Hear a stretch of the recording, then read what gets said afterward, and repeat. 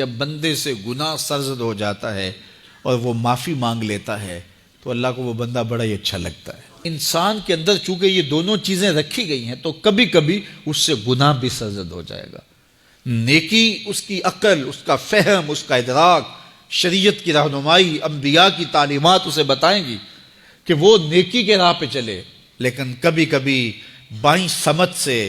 جو خواہشات اور آرزو ہے وہ بھی اس کو گھیر لیں گی اور اچانک اس سے کبھی کوئی گناہ بھی ہو جائے گا۔ اور اگر اچانک اس سے کبھی گناہ ہو گیا، کبھی آنکھ بھٹک گئی، کبھی خیال بہک گئے، کبھی سوچ میں آوارگی آ گئی، کبھی زبان نے میلا لفظ بول دیا، تو پھر کیا ہے کہ پھر فوری معافی مانگ لے۔ مومن جب گناہ کرتا ہے تو ایسی کیفیت ہوتی ہے جیسے ابھی احد پہاڑ تلے آ گیا ہے، اگر اس نے توبہ نہ کی تو کچل دیا جائے گا۔ اللہ اکبر، تو پھر فوری معافی مانگتا ہے تو یہ اللہ کو بڑا ہی اچھا لگتا ہے۔ اللہ کہتا ہے فرشتوں سے کہ دیکھو میرا بندہ آخر میری دہلیز پہ آیا ہے نا، تم گواہ ہو جو میں نے اس کے سارے گناہ معاف کر دیے۔ تو گناہ کے بعد جو شرمندگی ہے، دیکھیے ایک اور جملہ کہتا ہوں، نیکی کرنے کے بعد جو تکبر پیدا ہوتا ہے کہ میں بڑی نیکی کر لی ہے اور باقیوں کو بندہ حقیر سمجھنے لگتا ہے، اور اس سے کوئی غلطی سرزد ہو جائے اس کے بعد شرمندگی ہوتی ہے اور اپنے آپ کو چھوٹا سمجھنے لگتا ہے اور اللہ سے معافی مانگتا ہے، تو اس نیکی کرنے کے بعد وہ جو آپ کے اندر تکبر اور رعونت اور عجب پیدا ہوا، اس سے کہیں بہتر ہے کہ آپ سے اگر کوئی خطا سرزد ہوئی تھی تو اس سے آپ کے اندر عجز اور توبہ کا جذبہ پیدا ہوا۔ اور اللہ کو یہ بڑا پسند ہے کہ کوئی بندہ، چونکہ ممکن ہی نہیں ہے کہ جب انسان ہے اس کے اندر یہ خواہشات رکھی ہیں تو کبھی اس سے، یہ انبیاء کی ذوات ہیں جو پاک ہیں، باقی کبھی کچھ خطا سرزد ہو جائے گی، اس سے معذرت کر لے۔ آپ نے نام سنا ہوگا ایاس کا، محمود غزنوی کا بڑا محبوب وزیر تھا اور بہت زیادہ بادشاہ اس سے محبت کرتا تھا، تو آیان سلطنت جلتے تھے،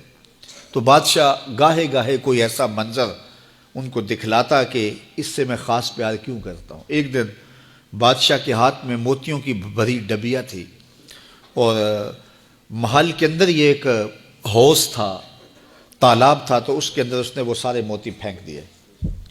شفاف پانی اور نیچے فرش پہ پڑے ہوئے موتی نظر آ رہے ہیں،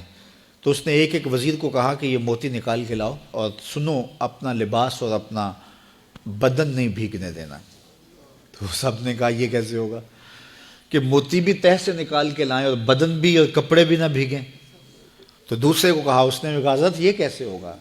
یہ شرط ہٹائیں تو پھر میں نکال کے لاؤں۔ جب بات آئی ایاز کی تو ایاز نے فوراً چھلانگ لگا دی، موتی پکڑے، ڈھونڈے، ہتھیلی میں لیے اور کانپتے ہوئے بدن کے ساتھ بادشاہ کے سامنے پیش ہوا، حضور یہ لے لیجئے۔ بادشاہ غصے میں تھا کہ میں نے کہا تھا لباس اور کپڑے بھیگنے نہیں چاہیے، تیرے بدن سے پانی نچڑ رہا ہے، تیرے لباس سے پانی نچڑ رہا ہے، یہ کیا؟ تو ایاز نے ہاتھ باندھ کے کہا بادشاہ سلامت، آپ کے دو حکم تھے، ایک حکم یہ تھا کہ موتی نکال کے لانے ہیں، دوسرا حکم یہ تھا کہ کپڑے اور بدن بھیگنا نہیں چاہیے۔ ایک کام میں نے کر دیا ہے، دوسری غلطی ہو گئی ہے، معافی چاہتا ہوں۔ تو کہا وزیرو یہ ہے خوبی اس کی، تم نے کہا ہم کیسے نکال کے لائیں، اس تالاب میں اتریں گے تو بدن تو بھیگے گا ہی بھیگے گا۔ تو کہا جب شہوات دی گئی ہیں، خواہشات رکھی گئی ہیں، آرزویں دیوانی ہیں، اور پھر اس کائنات کے اندر رہ کر کے حضرت انسان کبھی تو اس تالاب کی غلاظت سے اپنے آپ کو بھر ہی دے گا، تو پھر کمال کیا ہے کہ نیکی کے پھول پیش کر دے، سجدے کے موتی پیش کر دے، رکوع اور قیام کے موتی پیش کر دے، ہمدردی انسانیت کے ساتھ پیار کے موتی پیش کر دے،